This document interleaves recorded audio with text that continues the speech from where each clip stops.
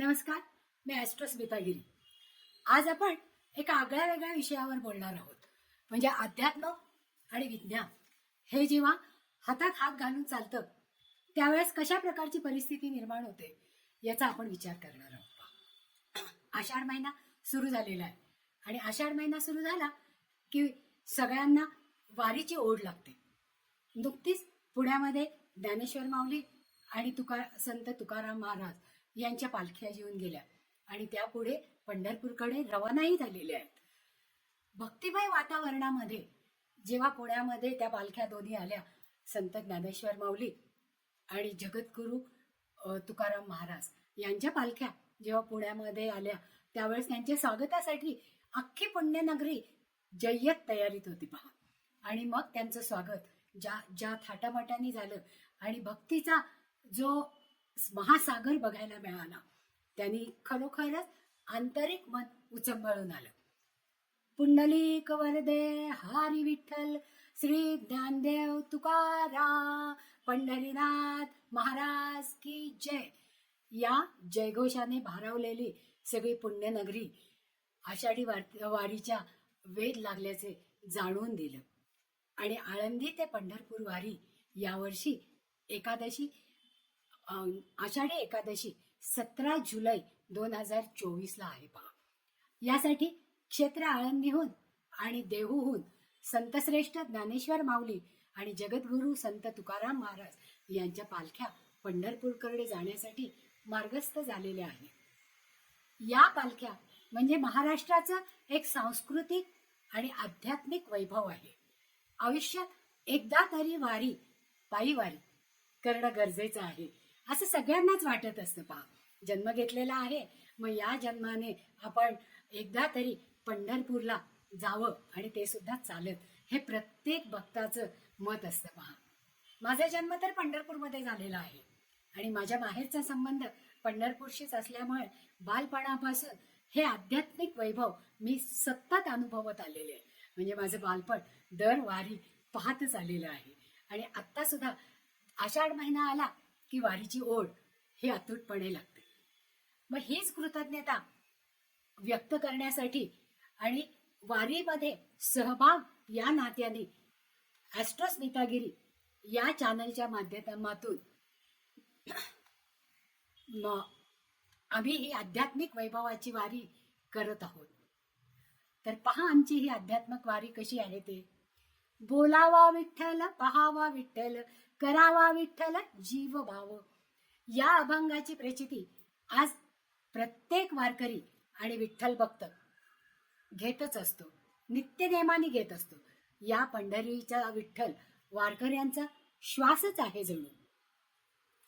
नाम आणि विना कर्माचं म्हणजे ज्या वेळेस वारीला हे विठ्ठल भक्त निघतात किंवा वारकरी निघतात त्यावेळेस त्यांना कशाचीही चिंता नसते, कुठलंही कर्म करायची इच्छा नसते, फक्त एक नाम संकीर्तन करावं. विठ्ठल हा वारकऱ्यांचा श्वासच आहे पहा.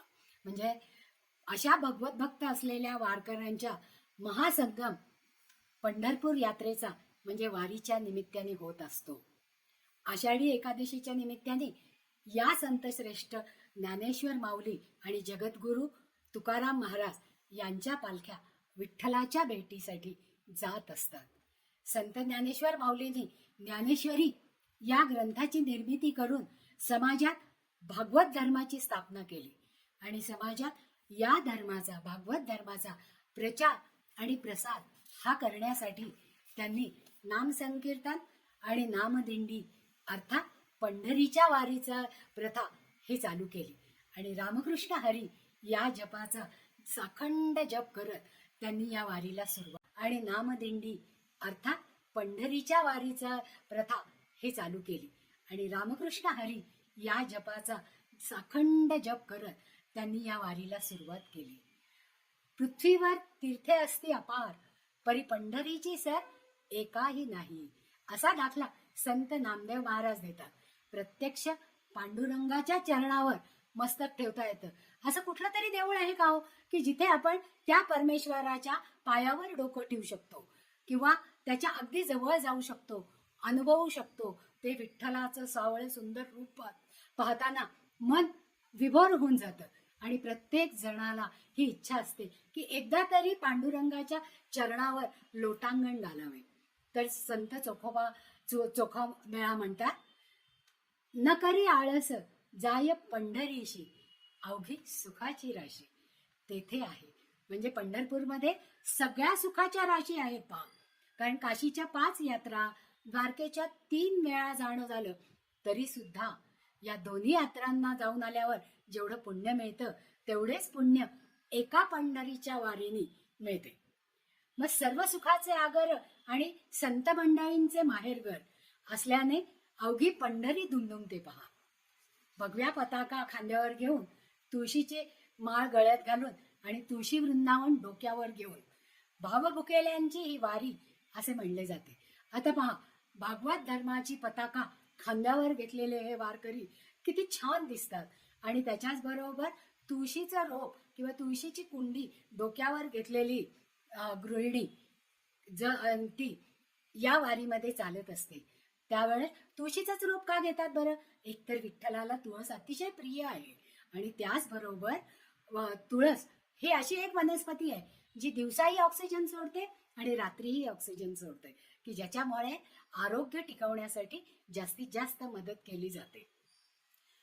आता वैयक्तिक जीवनातील चिंता, काळजा, कटकटी या सगळ्या बाजूला ठेवल्या जातात आणि ईश्वराच्या नामस्मरणामध्ये देहभात विसरायला लावणारा आध्यात्मिक सोहळा म्हणजे पंढरपूरची वारी. तिथे कोणाला जबरदस्ती नसते पहा. प्रत्येक जण स्वेच्छेने आलेला असतो आणि त्या सोहळ्यात सामील झालेला असतो. प्रस्थान सोहळ्याच्या दिवशी तर जो काही वर्णन आहे प्रस्थानाचं ते बघताना डोळ्याचं पारणं फिटतं पहा. प्रस्थान सोहळ्याच्या दिवशी श्रींचे रथापुढे 20 म्हणजे आळंदीमध्ये आता हा नियम केला गेलेला आहे. कारण सगळेच आलेल्या वारकऱ्यांना जर मंदिरामध्ये प्रवेश दिला तर काय होईल की कोणालाच व्यवस्थित दर्शन होणार नाही आणि प्रत्येकालाच ईश्वराची चिंतन करायला आणि डोळे भरून पाहायला आवडतं पहा. मग म्हणून 20 श्रींच्या रथापुढे 20 आणि रथामागे 27 आणि अन्य 9 उपदिंड्या अशा एकंदर 56 दिंड्या यातल्या प्रत्येकी 90 वारकऱ्यांना प्रवेश दिला जातो. मग हा प्रवेश दिल्यानंतर टाळ, मृदुंग, वीणा यांच्या साह्याने आणि टाळ्या वाजवून सतत हरिनामाचा गजर करत शिस्तशीर नाम पठणाने अवघी अलंकापुरी दमदुमून जाते पहा. महाराष्ट्राच्या कानाकोपऱ्यातून आणि निरनिराळ्या ठिकाणाहून प्रतिवर्षी लाखो वारकरी या आषाढी वारीसाठी येत असतात. एकादशीला पंढरपूरचा पांडुरंग याच्या दर्शनासाठी जातात. ते या हरिनामाच्या गजरामध्ये आणि टाळ मृदुंगाच्या गजराच्या साथीने चालत जातात.